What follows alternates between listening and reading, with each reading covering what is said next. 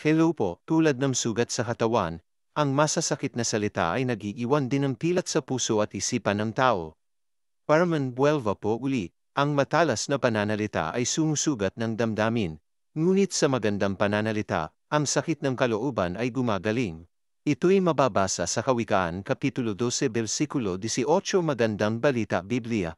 Minsan ay kailangan mag-ingat tayo sa mga salita na ating dibitiwan, sapagkat ang anumang salita na mamumutawi sa ating mga labi ay maaring makapanakit ng damdamin ng iba.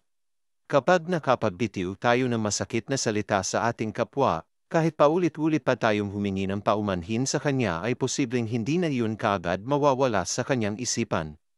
At kadalasan, nakapagbibitiw tayo ng hindi magandang salita kapag tayo ay nagagalit. Subalit kapag nawala na ang galit, sasabi na rin sa isip natin na mali ang binitiwan nating salita sa ating kapwa.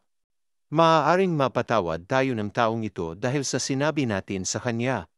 Ngunit ang sakit ng kalooban na nakaukit sa kanyang puso dahil sa masakit na salitang sinabi natin sa kanya ay hindi na basta-basta mabubura.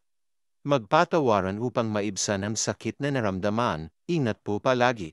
God bless po.